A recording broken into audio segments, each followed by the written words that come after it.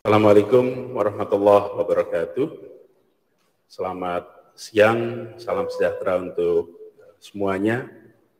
Yang saya hormati rekan-rekan media, seluruh jajaran Forkompinda dan Pemprov DKI Jakarta. Pada kesempatan siang hari ini, kami akan menyampaikan beberapa butir rencana pelaksanaan PSBB di Provinsi DKI Jakarta. Bersama kami, Bapak Wakil Gubernur DKI Jakarta, Ahmad Riza Patria, juga Bapak Pangdam Jaya, Majen TNI Dudung Abdurrahman, Bapak Kapolda Metro Jaya, Irjen Polisi Nana Sujana, Kepala Kejaksaan Tinggi DKI Jakarta, Bapak Dr.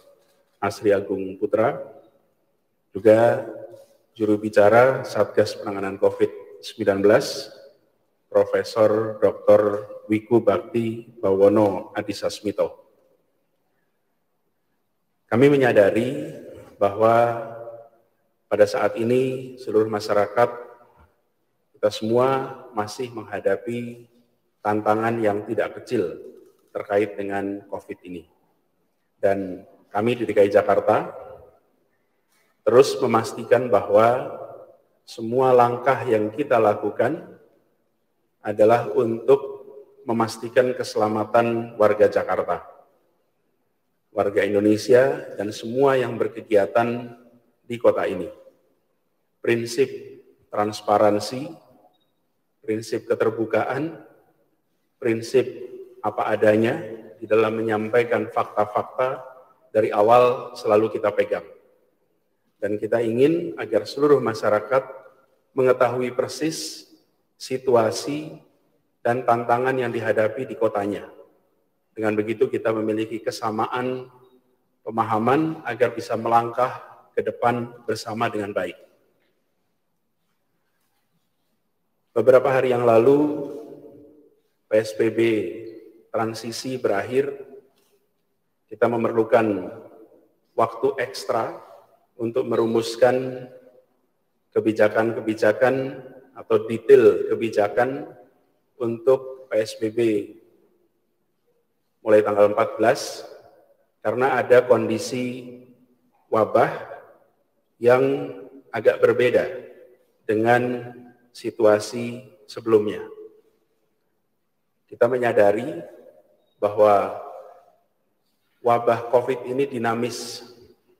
Ada masa di mana jumlah kasus aktif menurun, ada masa di mana jumlah kasus aktif meningkat. Dan ini menunjukkan bahwa kita harus kompak mengerjakan sisi pemerintah, testing, tracing, isolasi, treatment, di sisi masyarakat, masker, penggunaan masker, mencuci tangan rutin, menjaga jarak. Kekompakan ini diperlukan sekali. Izinkan dalam kesempatan ini, saya menyampaikan bahwa di bulan September memang terjadi peningkatan kasus yang cukup signifikan. Pada tanggal 30 Agustus, akhir Agustus, kasus aktif di Jakarta 7.960. Pada saat itu, kita menyaksikan bulan Agustus kasus aktif ini menurun.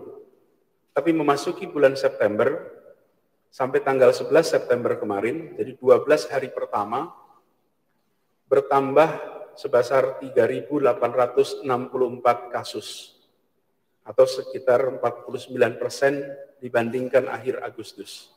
Dan bila kita lihat rentangnya, sejak 3 Maret, pada saat pertama kali ada kasus positif diumumkan, sampai dengan tanggal 11 September, ini lebih dari 190 hari. Dari 190 hari lebih itu, 12 hari terakhir kemarin, menyumbangkan 25% kasus positif. Walaupun yang sembuh juga kontribusinya 23%. Yang meninggal dalam 12 hari terakhir adalah 14%. Jadi lebih 190 hari, ada 12 hari di mana kita menyaksikan peningkatan yang sangat signifikan.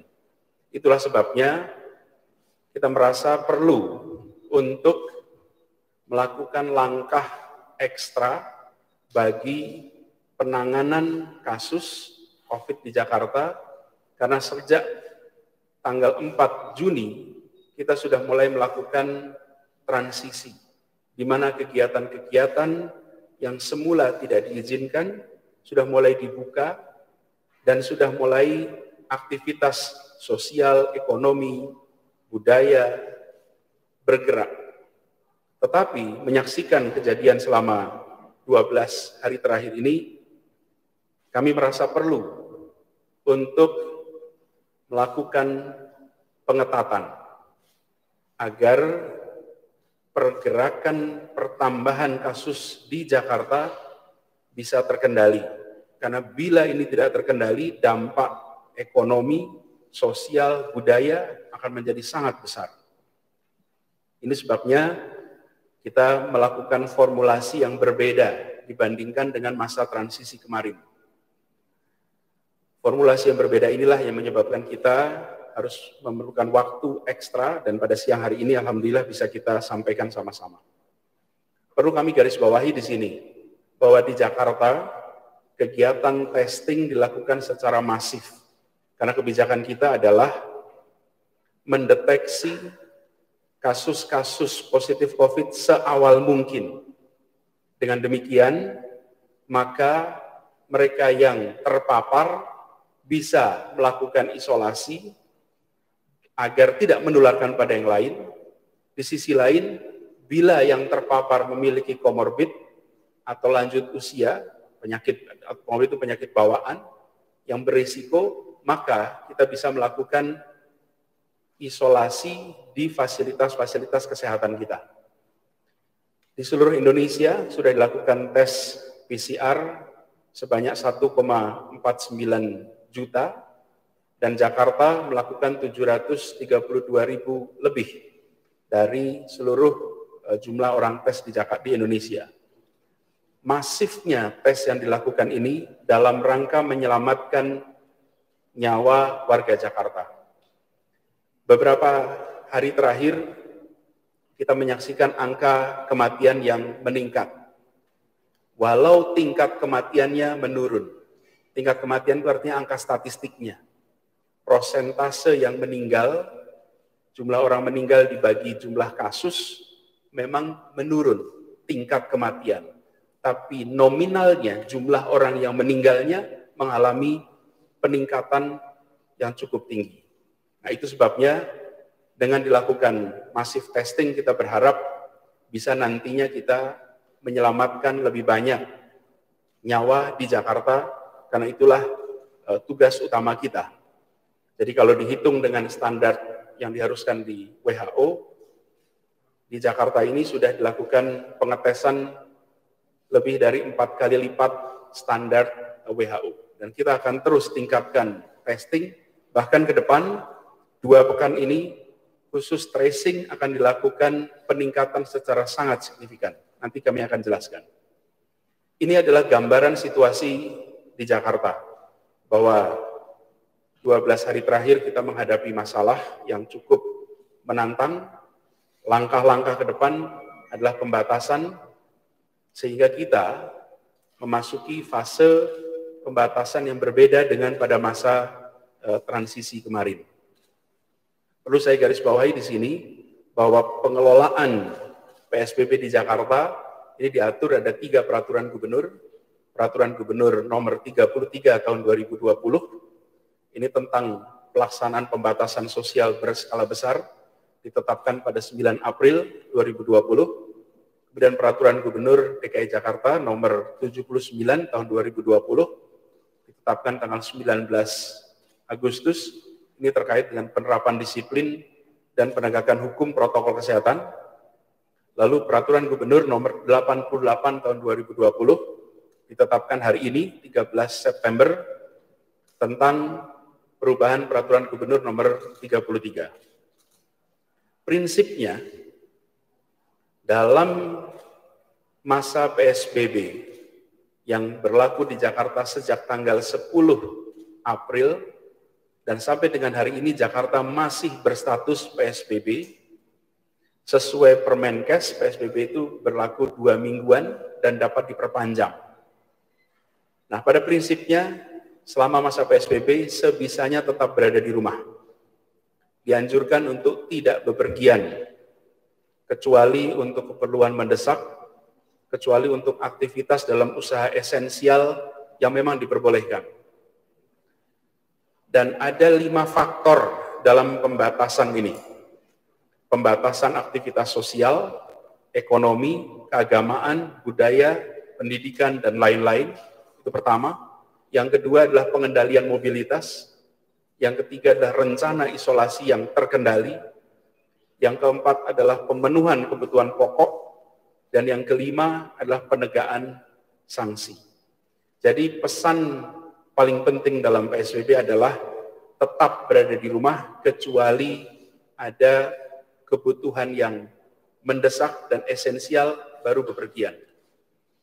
Di dalam fase 14 September ini, selama 2 pekan, ada 11 sektor usaha yang tetap boleh beroperasi dengan menerapkan protokol kesehatan secara ketat dan membatasi kapasitas 50% seperti kemarin.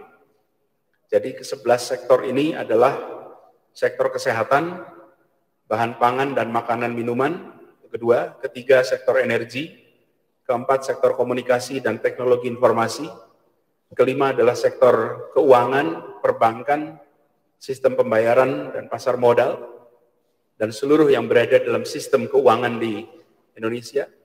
Keenam adalah sektor logistik, ketujuh adalah sektor perhotelan, kedelapan adalah sektor konstruksi, kesembilan adalah sektor industri strategis, ke-10 adalah sektor pelayanan dasar, utilitas publik, dan industri yang ditetapkan sebagai objek vital nasional dan objek tertentu. Serta yang ke-11 adalah sektor yang memfasilitasi kebutuhan sehari-hari. Adapun beberapa kegiatan yang harus ditutup sementara selama 2 pekan ke depan, meneruskan semua institusi pendidikan, sekolah masih tetap tutup. Lalu seluruh kawasan pariwisata, taman rekreasi, semua kegiatan hiburan tutup. Begitu juga dengan ketiga taman kota, RPtra, fasilitas-fasilitas umum yang terkait dengan pengumpulan orang itu tutup. Yang keempat adalah sarana olahraga publik. Olahraga ini dilakukan secara mandiri di lingkungan masing-masing. Dan kelima juga kegiatan resepsi pernikahan, seminar, conference, semua dibatasi. Khusus untuk pernikahan dan pemberkatan perkawinan dapat dilakukan di KUA atau di kantor catatan sipil.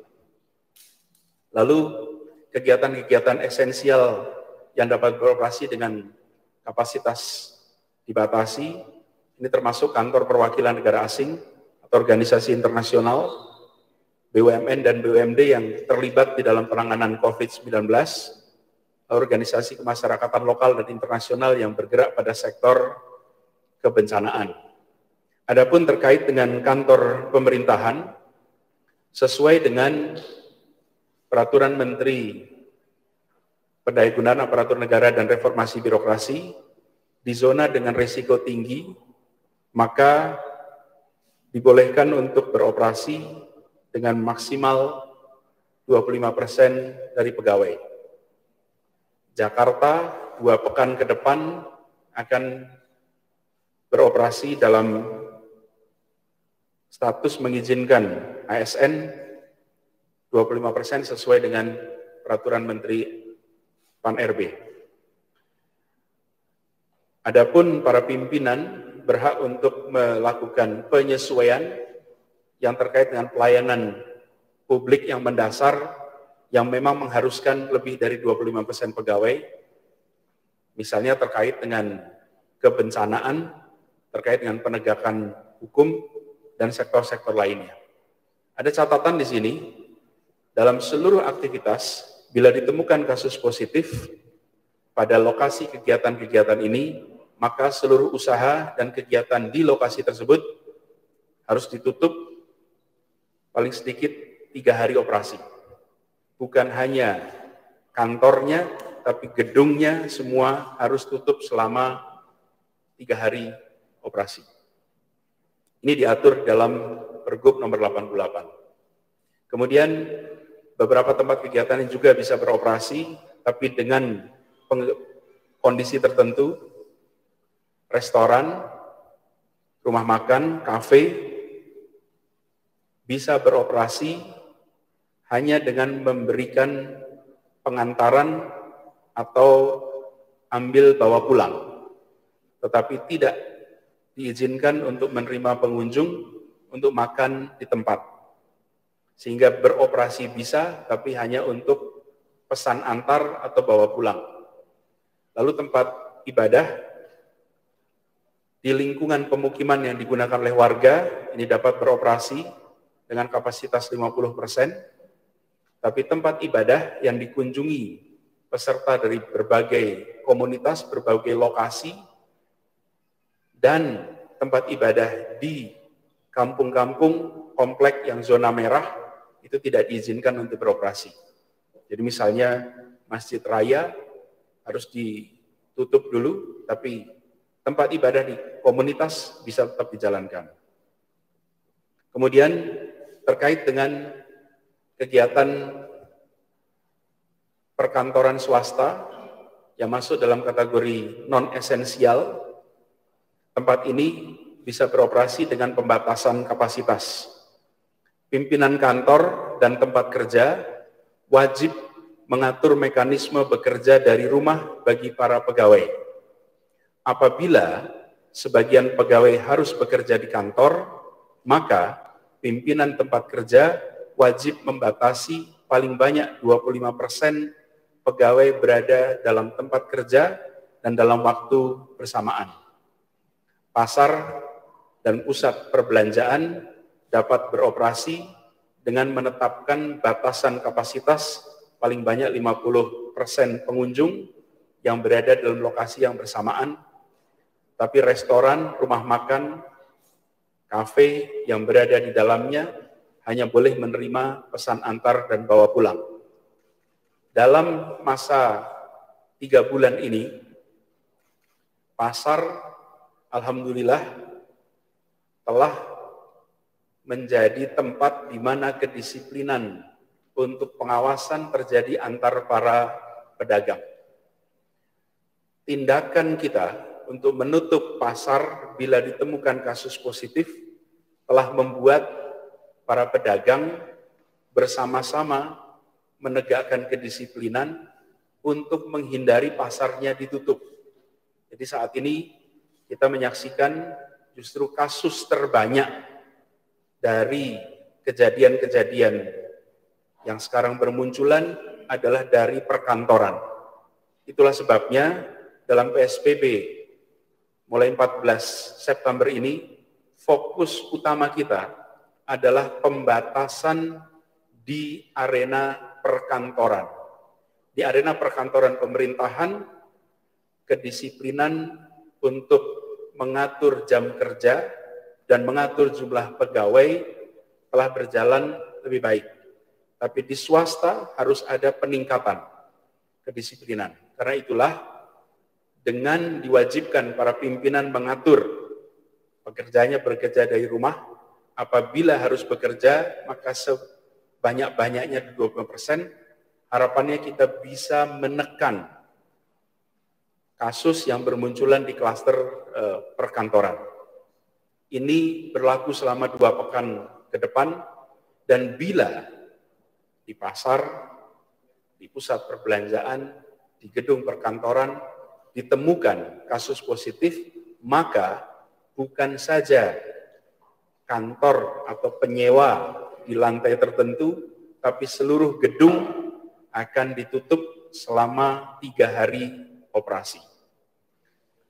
Berikutnya yang diatur adalah mobilitas penduduk, ini akan dikurangi kapasitas maksimal dari kendaraan umum atau kendaraan adalah 50%, meneruskan seperti yang ada sekarang.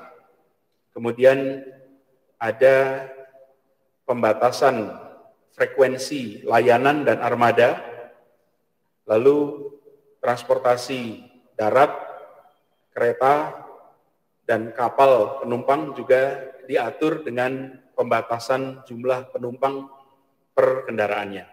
Detailnya nanti akan diatur secara teknis melalui surat keputusan Kepala Dinas Perhubungan.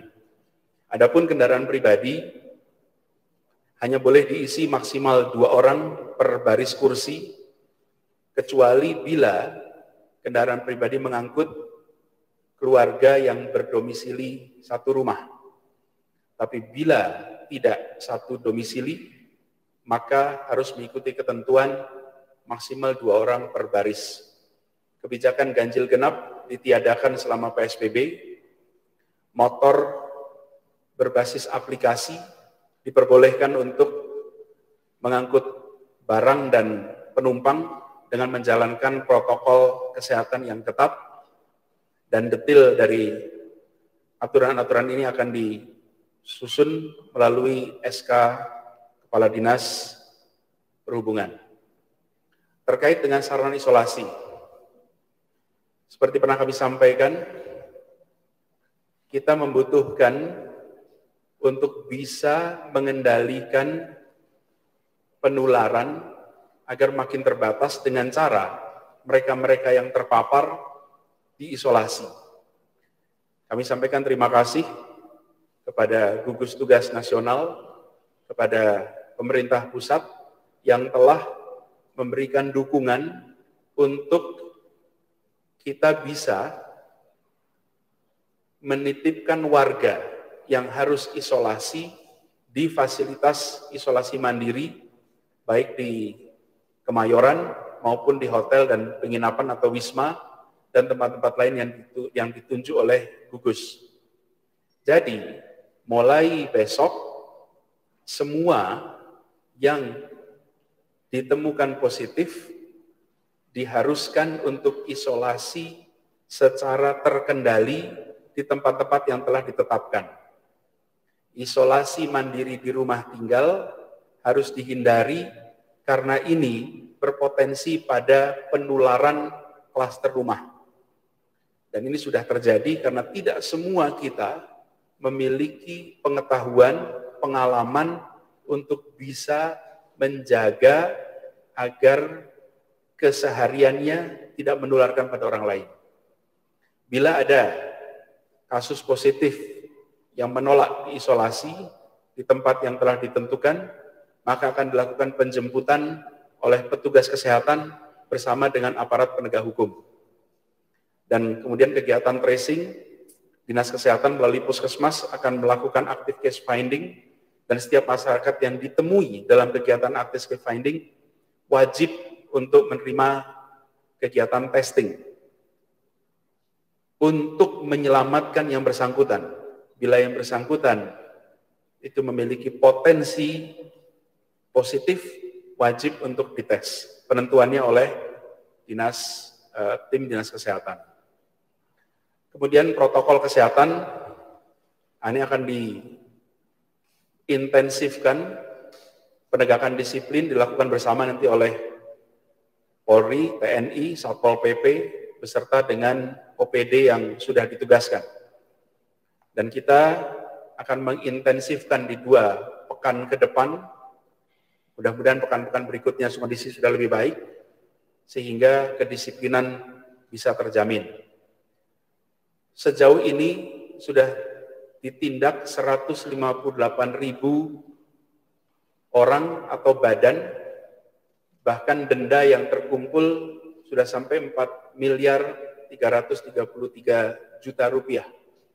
Dan denda sekarang berjenjang. Pelanggaran pertama, pelanggaran kedua, dendanya menjadi lebih tinggi. Denda untuk tidak memakai masker adalah 250.000. Bila berulang menjadi 500.000. Dan seterusnya. Yang berikutnya tentang pemberian bantuan sosial tetap berjalan. Bantuan sosial diberikan sesuai jadwal yang telah disusun hingga akhir tahun. penerima bantuan ini sesuai dengan data yang sudah ada, seperti yang selama ini berjalan, jumlahnya 2.460.000 keluarga rentan yang ada di Jakarta, insya Allah dilakukan sampai Desember 2020. Pembiayaan bantuan sosial ini dilakukan melalui APBN, Kementerian Sosial, dan APBD yang nanti pendistribusiannya dilakukan melalui PD Pasar Jaya. Bapak Ibu sekalian yang saya hormati, kita menyadari bahwa hari-hari ke depan adalah hari-hari kita harus menjaga kedisiplinan. Karena itu saya garis bawahi sekali lagi, prinsip dari PSBB adalah berada di rumah, mengurangi bepergian, belajar di rumah, bekerja di rumah, beribadah di rumah. Dan bila memang harus pergi, memang karena kondisi mengharuskan, mendesak, dan ketentuan-ketentuannya seperti tadi sudah disampaikan. Mari kita sama-sama disiplin, mari kita sama-sama melindungi diri kita dan orang lain, dan khususnya dalam penggunaan masker. Menggunakan masker ini tidak nyaman, kita harus akui, tetapi terpapar COVID-19 itu jauh lebih tidak nyaman. Dirawat karena COVID-19 jauh lebih tidak nyaman. Karena itu mari kita gunakan masker dalam kegiatan apapun untuk kita bisa menghindari penularan dan tertular. Demikian penjelasan mengenai pelaksanaan PSBB di DKI Jakarta yang akan dimulai laksanakan hari Senin tanggal 14 September. Dan dalam kesempatan ini saya akan mengundang Bapak Kapolda, Irjen Polisi Dr. Andes Nana Sujana untuk menyampaikan beberapa pesan untuk masyarakat di Jakarta. Pak Kapolda, kami persilahkan.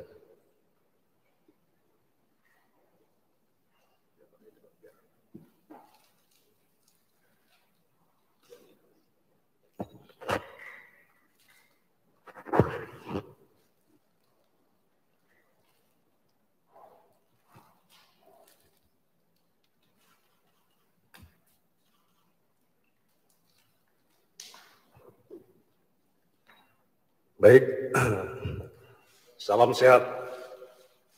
Assalamualaikum warahmatullahi wabarakatuh. Selamat sore, salam sejahtera untuk kita semua, salam Om Swastiastu. Tadi kita sudah menyimak bersama atau mendengar apa yang disampaikan oleh Bapak Gubernur DKI Jakarta terkait dengan pembatasan kegiatan ataupun aktivitas di masa PSBB. Jadi ini merupakan kelanjutan daripada 14 hari ke depan ya, kita melakukan perpanjangan ini. Saya selaku Kapolda Metro Jaya tentunya mendukung sepenuhnya kegiatan ataupun perpanjangan aktivitas dari pembatasan aktivitas masa PSBB selanjutnya ini. Kami Polda Metro Jaya beserta dengan jajaran tentunya akan memaksimalkan dan memasifkan upaya-upaya dalam rangka mendukung kebijakan-kebijakan yang sudah disampaikan tadi. Tentunya pemaksimalan, kemudian dan kami akan melakukan secara masif beberapa kegiatan-kegiatan tadi yang disampaikan, dan kami akan terus melakukan upaya-upaya dalam hal ini pencegahan juga terkait dengan edukasi, kemudian sosialisasi, juga terkait dengan plotting anggota di keramaian. Kemudian ada hal yang perlu kami sampaikan, yaitu terkait dengan operasi justisi. Jadi sesuai dengan perintah ataupun arahan Bapak Kapolri bahwa dalam waktu dekat kami akan melaksanakan operasi justisi yang dalam pelaksanaannya nanti bersama-sama dengan Pemda, kemudian TNI, Kejaksaan, dan juga kehakiman. Jadi operasi justisi ini mendasari instruksi Bapak Presiden nomor 6 tahun 2020 tentang peningkatan pendisiplinan dan penegakan hukum protokol kesehatan. Juga kami mendasari Peraturan Gubernur nomor 78 tahun 2020, juga hal yang sama tentang pendisiplinan dan penegakan hukum protokol kesehatan. Jadi mendasari hal ini, kami tentunya dengan tadi yang kami dengan instansi terkait akan melaksanakan operasi justisi. Hal ini kami lakukan sebenarnya semuanya untuk dalam rangka lebih menertibkan kembali, lebih meningkat agar masyarakat lebih berdisiplin untuk mematuhi protokol kesehatan. Semuanya ini kami lakukan untuk masyarakat. Sebagaimana kita ketahui bahwa perkembangan COVID-19, khususnya di wilayah hukum Polda Metro Jaya, termasuk yang khususnya di wilayah DKI, masih cukup tinggi dan bisa dikatakan beresiko tinggi. Hal ini tentunya menjadi perhatian ataupun atensi kita bersama, jangan sampai kita kemudian masyarakat terus tertular. Ini makanya dalam hal ini perlu ada pendisiplinan, kemudian penertiban, dan agar masyarakat mematuhi protokol kesehatan. Untuk pelaksanaan operasi justisi ini sesuai rencana ini akan dilakukan mulai besok juga, itu tanggal 14 September 2020 ini. Kemudian untuk sasaran-sasaran tentunya kami akan lebih tetap kami lakukan secara humanis, kemudian persuasif, tetapi dalam hal ini memang perlu ada suatu ketegasan kepada masyarakat. Kita semua kita tahu masyarakat juga merupakan korban COVID-19, tetapi ini langkah-langkah ini adalah langkah-langkah dalam rangka untuk intinya agar masyarakat ini tercegah dari penularan COVID-19. Saya rasa ini yang dapat kami sampaikan. Terima kasih. Wabillahi hidayah. Wassalamualaikum warahmatullahi wabarakatuh.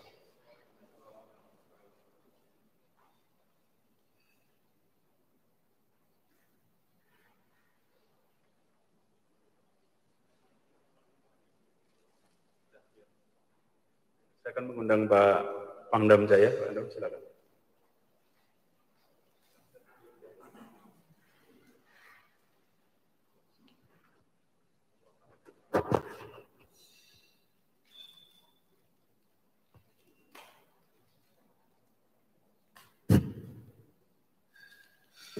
Assalamualaikum warahmatullahi wabarakatuh. Salam sejahtera bagi kita sekalian. Om Swastiastu. Terima kasih Bapak Gubernur, rekan-rekan media dan seluruh masyarakat DKI Jakarta. Pada dasarnya TNI siap membantu Polri dan pemerintah daerah dalam rangka penegakan PSBB yang akan ditetapkan besok di lingkungan DKI Jakarta. Kami mohon kepada seluruh masyarakat agar mengetahui, memahami, dan yang lebih penting adalah menyadari bahwa pemberlakuan ini adalah untuk kepentingan masyarakat. Karena di bulan September ini sudah semakin meningkat kasus COVID-19, tentunya yang penting adalah kesadaran. Kami dari pihak TNI akan bekerja sama, akan melibatkan komunitas dari masyarakat, besok kami akan melaksanakan apel di Kemayoran untuk bersama-sama kita bertanggung jawab agar penyebaran COVID-19 di DKI Jakarta diharapkan semakin menurun setiap harinya. Dan tentunya kami dan pihak keamanan akan bertindak secara persuasif dan humanis, dan kami mohon seluruh masyarakat untuk memahami apa yang kami lakukan. Ketegasan diutamakan agar COVID-19 di wilayah DKI ini tidak semakin meningkat. Saya rasa ini saja yang ingin saya sampaikan. Terima kasih. Wassalamualaikum warahmatullahi wabarakatuh.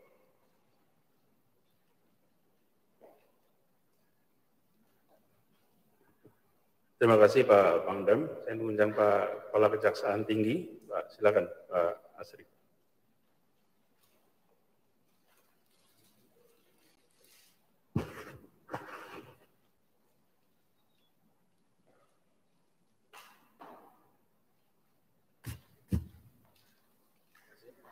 Assalamualaikum warahmatullahi wabarakatuh. Bapak Ibu hadirin yang saya hormati, prinsip bahwa PSBB yang akan kita berlakukan 2 minggu ke depan, sebagaimana diatur dalam Pergub 88 2020, ini harus bisa berjalan efektif. Untuk itu tadi telah disampaikan oleh Pak Gubernur dan Pak Kapolda, Pak Pangdam, bahwa untuk efektifnya maka kita harus laksanakan semua ketentuan-ketentuan itu apa adanya. Langkah pertama tentu kita persuasif. Persuasif, kesepakati, kita kedepankan persuasif. Kita yakin bahwa masyarakat Jakarta tentu akan mewaspadai, karena ini menyangkut jiwa. Kalaupun terjadi pelanggaran sebagaimana diatur dalam Pergub 79 maupun Pergub 88, tadi kita akan lakukan operasi justisi yang disampaikan oleh Pak Kapolda tadi. Dan denda baik itu denda maupun sanksi administrasi tadi sudah disampaikan oleh Pak Gubernur, ini akan kita laksanakan secara efektif. Kalaupun sampai pada tingkatan kejahatan, adanya kejahatan, misal dengan paksa mengambil jenazah COVID dan lain sebagainya, ya kita akan terapkan ketentuan undang-undang, baik itu undang-undang wabah penyakit menular, undang-undang kekarantinaan kesehatan, maupun undang-undang hukum pidana. Apabila kebijakan-kebijakan yang diambil, perintah-perintah pejabat yang berwenang dilanggar atau dilawan, maka kita akan kenakan sanksi pidana. Nah, untuk pelaksanaannya kita sudah sepakat tadi, Forkominda, kita akan upayakan bisa dilaksanakan secara tepat, bila perlu nanti sidang di tempat dengan melibatkan pengadilan. Demikian masukan dari saya. Billahi taufiq wal hidayah. Assalamualaikum warahmatullahi wabarakatuh.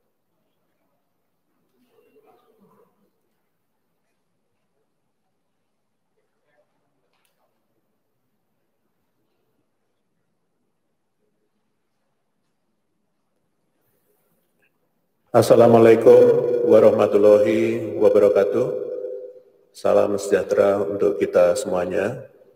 Terima kasih kepada Bapak Gubernur DKI yang telah mengumumkan tentang Peraturan Gubernur DKI Jakarta nomor 88 tahun 2020 dalam rangka PSBB, dan Peraturan Gubernur ini muncul karena adanya perkembangan terkini dari penanganan kasus yang ada di DKI Jakarta, dan ini sudah melalui proses koordinasi dengan Satgas dan pemerintah pusat.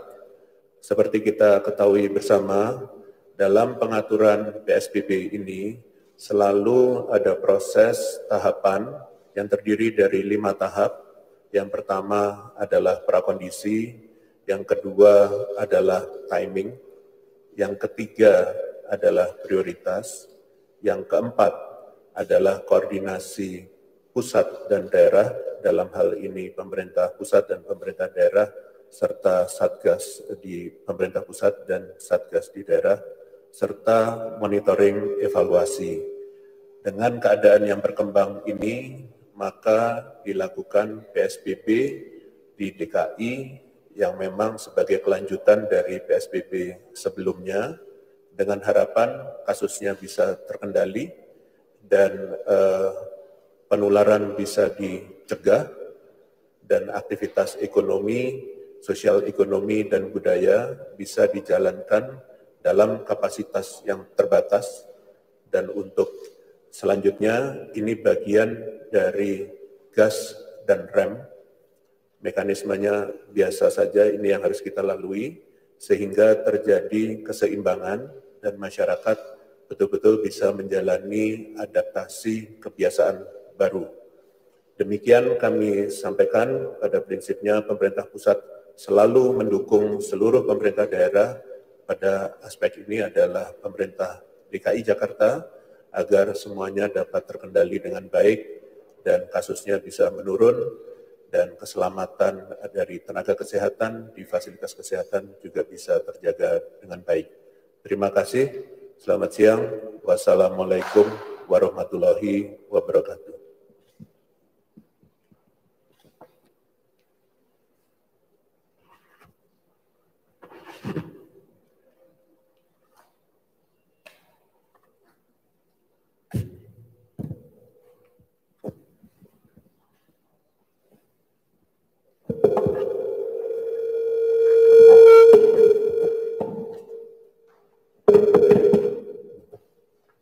Terima kasih Profesor Wiku yang saya hormati. Jadi insya Allah, Ibu sekalian, kita sama-sama jalani masa PSBB ini dengan sedisiplin-disiplinnya, dan perlu saya garis bawahi di sini bahwa terkait dengan kegiatan di luar ada ketentuan yang tadi belum saya sebutkan, bahwa ada pembatasan kerumunan tidak boleh lebih dari 5 orang. Jadi ini adalah bagian dari usaha kita sama-sama untuk mengurangi potensi penularan. Warga Jakarta yang saya cintai, ini semua dikerjakan demi keselamatan kita semua. Sudah lebih dari 1.300 orang di Jakarta yang wafat karena COVID. Kita tidak ingin lebih banyak lagi.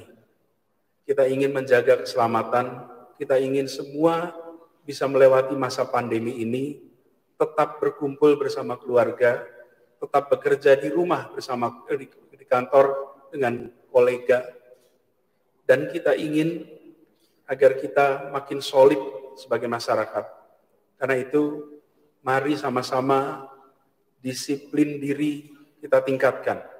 Pesan yang sudah disampaikan tadi oleh Bapak Kapolda, Bapak Pangdam, Bapak Kajati, juga tadi pesan dari juru bicara Satgas penanganan COVID, pesan dari kita semua, saya dan Pak Wagub, kita menginginkan agar masa pembatasan ini bisa segera selesai.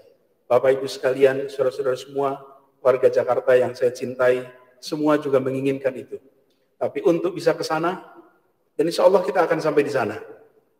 Mari kita sama-sama lewati ini dengan optimisme, dengan semangat bahwa menjaga diri dalam rangka melindungi sesama. Melewati masa yang menantang ini untuk insya Allah suatu saat nanti ketika ini selesai, kita menjadi masyarakat kota yang lebih kuat, lebih solid. Tapi di masa ujian ini, kita jalani ujian ini dengan keteguhan, kedisiplinan. Dan insya Allah kita yakin Allah Subhanahu wa Ta'ala menugaskan kepada kita semua untuk menghadapi pandemi ini dengan kita diberi bekal. Allah tidak memberikan kepada kita beban yang kita tidak mampu untuk memikulnya. Karena itu kami yakin pertolongan Allah akan datang. Jalan-jalan dari Allah akan hadir. Tapi ini membutuhkan ikhtiar.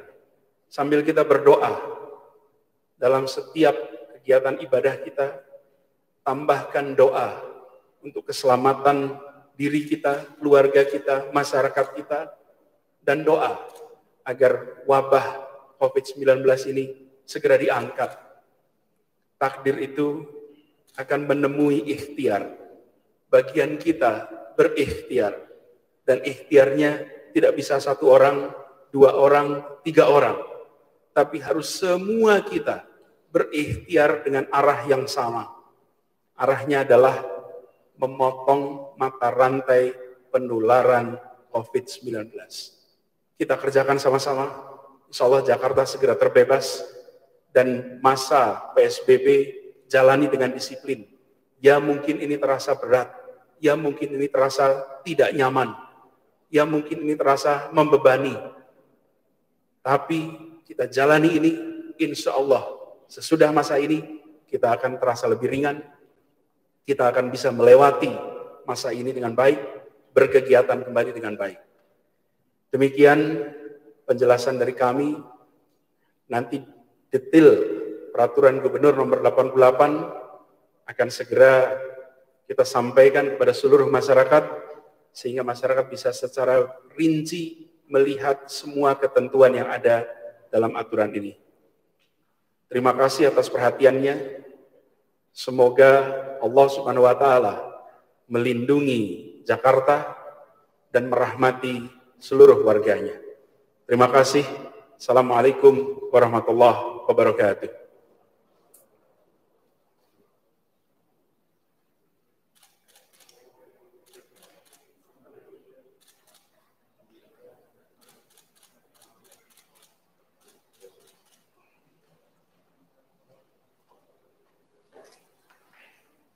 Jangan lupa subscribe ya.